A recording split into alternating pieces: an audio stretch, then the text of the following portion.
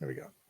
What's going on, everybody? Dave Loughran at Laffy_D here, filling in for Adam Share, Ship My Money DFS. Not with us today. I think he's got an appointment going on out there in Baltimore. Joined, though, by Greg Ehrenberg, who's usually on this show. It's the NBA Injury Report show, sponsored by Yahoo Daily Fantasy Sports. And, we just got some big news, man, coming out earlier today. I know you anticipated a lot of this for Brooklyn.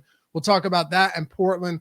But first of all, we've got a couple of spots that are kind of significant. These guys have been out, but you wanted to hit on these at the top, Greg, just given that we only have 5 minutes. What's going on, man? Yeah, not too much. If anybody's confused, I am Adam for the sake of today's thing, because of the change up in who we had on the show. We didn't have the overlay for Laffy and I together because it's unprecedented. Laffy and I don't do that much stuff together. So I just figured, let's ride with it. I'll be Adam. We'll plug him because he's busy with his doctor's appointment. So we still got his Twitter handle up on the page. So like this video for sure and subscribe to the YouTube channel, but follow Adam on Twitter. That should be the real takeaway from this show today. Or follow you, G. Ehrenberg, DFS. You know where to find him. Let's dive into this. Keep it quick. Of course, you got the Deeper Dive live before lock every single day of the week for these NBA slates leading up to tip-off. So when it comes to Jrue Holiday, he's been out. We saw last game, Chris Middleton just absolutely erupted, which was good to see. And Giannis Antetokounmpo, you're going to have to pay a premium for him regardless. But with Jrue Holiday not officially ruled out yet, he is doubtful. How does that play into these top tier guys for you and some of the other players that might be picking up some extra minutes, maybe a little bit of usage with him expected to sit?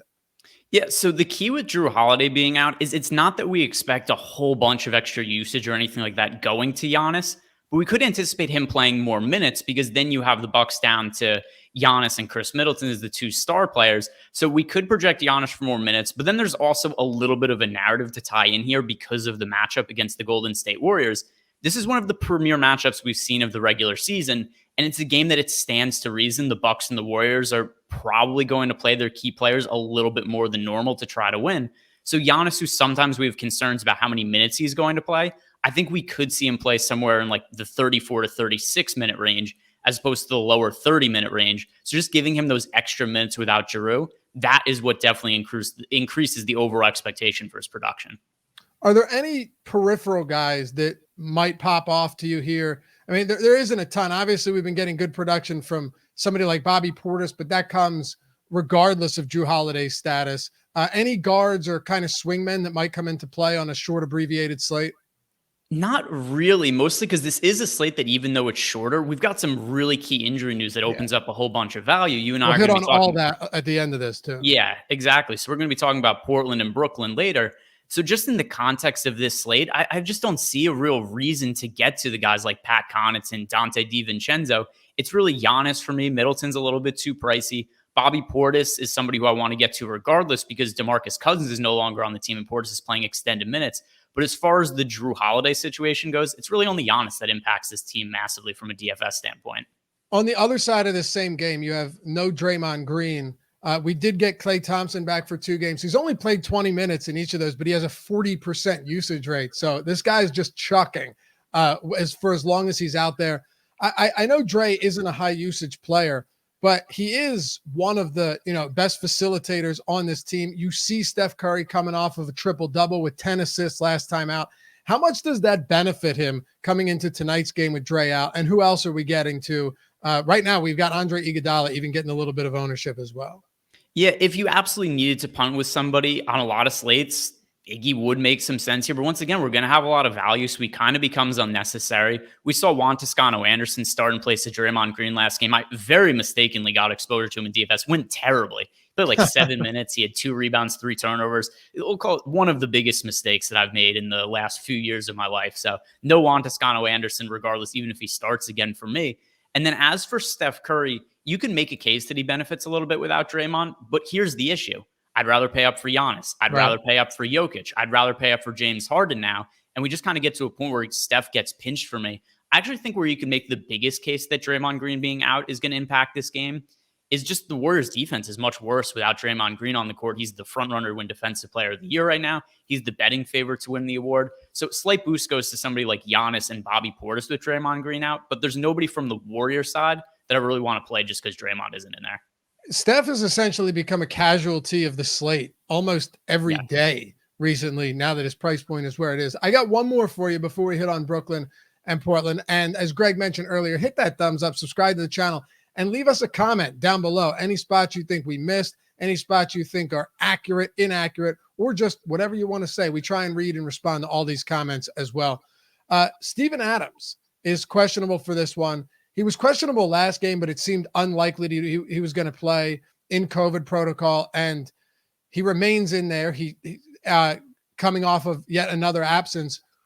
What do you make of his potential absence today, just given that there's no real center that's going to fill starter minutes if he's out? At least that's what we've been seeing.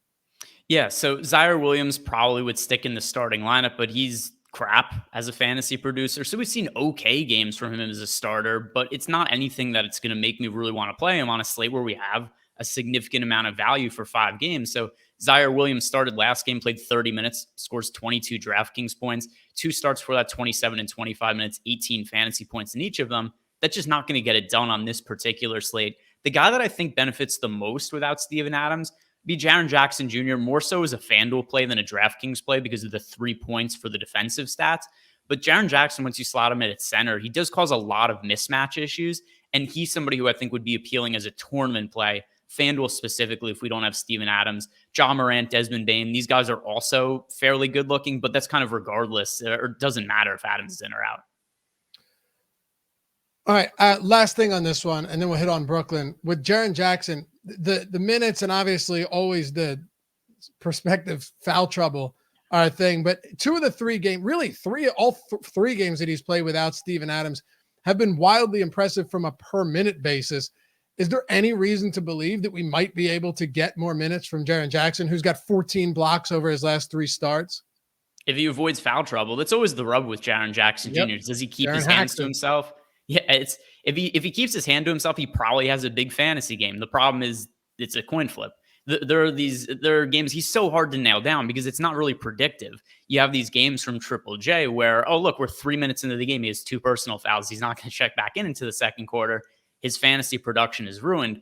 Then there's other games where he just avoids foul trouble and usually crushes in those situations. So that's why I view him as, without Adams, a high upside GPP play, but highly volatile, not somebody we could touch in cash games. Yeah, and he's not particularly cheap right now either. Before we get to Brooklyn and Portland, I should remind you that Yahoo Daily Fantasy Sports, sponsor of the show, is just basically giving away the farm, man. Free month of Awesemo plus Platinum. All you have to do is sign up using the link in the description below. I know a lot of you guys have already done this because it's an insane deal. You get all of the tools on our site, every tool for every single sport that we have, all created by Alex Baker, Awesemo himself.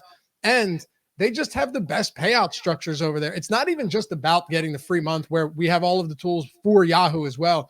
But the fact that at Yahoo, if you're coming in, and min cashing, you're still doubling your entry fee, right? They're still paying out 20+% of the field in all of their contests. Some of them, more than a third of the field is getting paid out. You've got the $500,000 wild card baller coming up for NFL this week, $500,000, $100K up top for Sunday. Tonight, you got the $50K baller for NBA. A lot of great contests. The payout structure is unlike any other site that you're going to find. And of course, you get $10 as well when you sign up in free credit. All you have to do is click that link in the description, get into those contests, get the free month. We'll hit you up and get you in as quick as we possibly can. And if you want to get in right away, right, you got some contests you want to play, you want access to our tools and Yahoo, just hit us up at support@awesemo.com and we'll expedite the process for you. Take advantage of this. It won't be around forever, but it's one of the best deals you're going to find out there for sure. All right, Greg, Brooklyn, no Durant, no Irving, no Aldridge, no Claxton, no Patty Mills. I mean, severely shorthanded today, which leaves us with the obvious question, where do we go? Well, not where do we go, but just how much James Harden are we looking to get today? Then we can talk about some of these auxiliary plays. Yeah, man, all of it. And the one thing that's kind of cool about this slate is even with it only being 5 games, we've got a ton of value. We've got a bunch of guys to pay up for.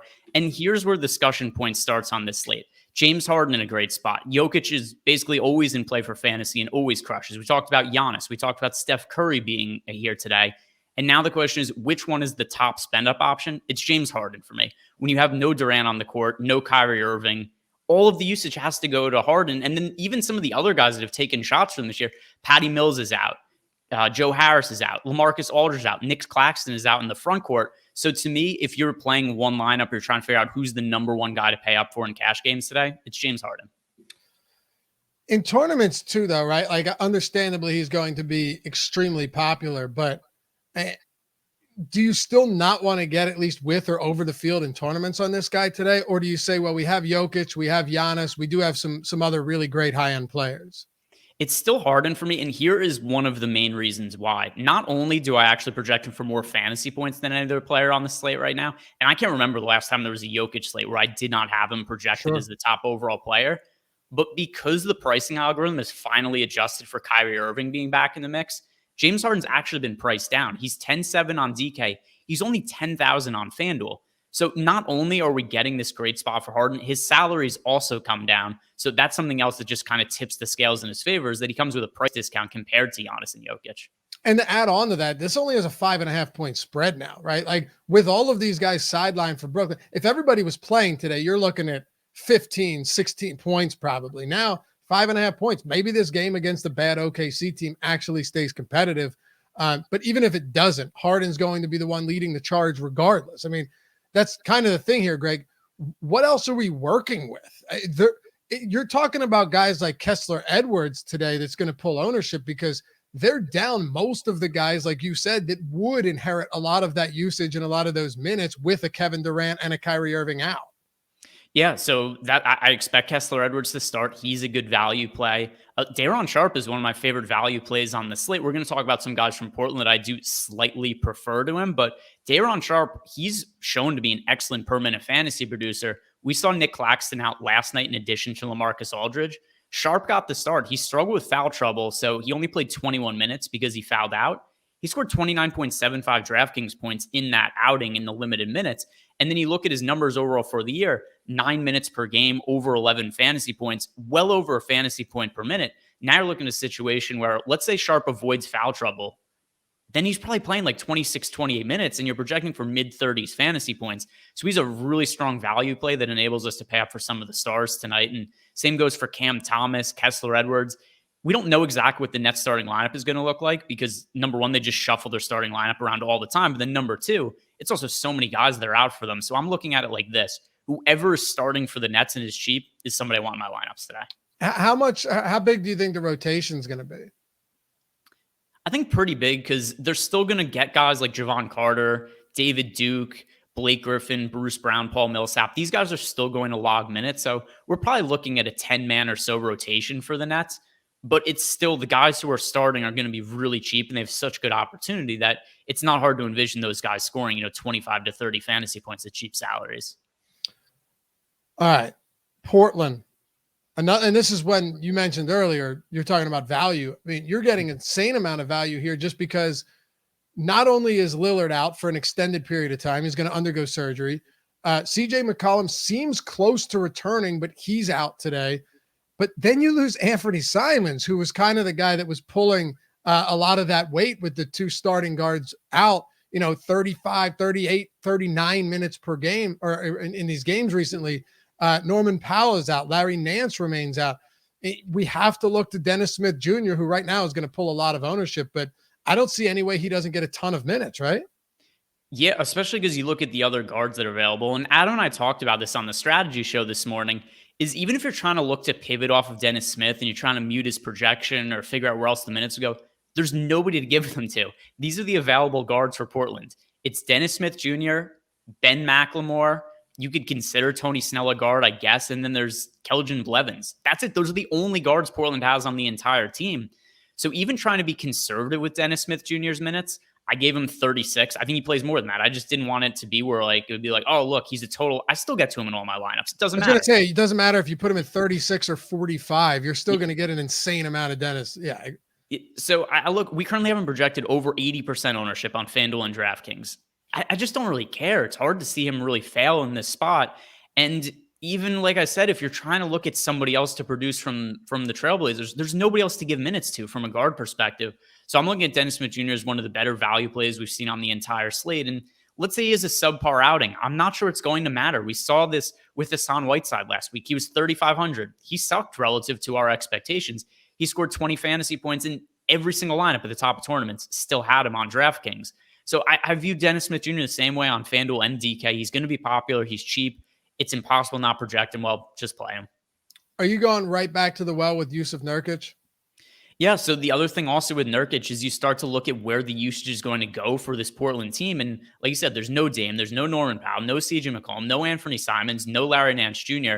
As is with all those guys in, Nurkic is a really good fantasy producer. The one thing we always have to be concerned about is his playing time, because we've seen Billups has been pretty conservative with how much he plays Nurkic, but that's changed with all of these guys out. So Nurkic averages 27 minutes per game for the season, but the last 4 games, he's played 33 minutes, 31 minutes, 39 minutes, 33 minutes. And some of those games weren't especially competitive. So we could expect that Nurkic can score well over a fantasy point per minute. And he's also probably playing 34 to 36 minutes tonight. So another guy who I project for mid-40s fantasy points. He's going to be popular, but I'm going to get to him. And I think that I'm willing to look past what happened last game. He only scored 29.5 fantasy points against the Nets, but it happens from time to time. Guys have bad games. All the numbers indicate this should be a strong fantasy outing for Nurkic. All right, let's wrap it up with the lesser owned, but still somewhat popular Ben McLemore's, Nasir Little, CJ Ellaby. I mean, all of these guys appear to be very viable options today, just given how shorthanded Portland's going to be against Denver. Yeah, for sure. And I think that most of these guys look pretty good. Ben McLemore would be the number one priority for me. He started last game. He played over 30 minutes. Now that we're also taking Simons off the court, I think we could see like 34 or so minutes from Ben McLemore. So he's my second favorite value option on Portland behind Dennis Smith Jr.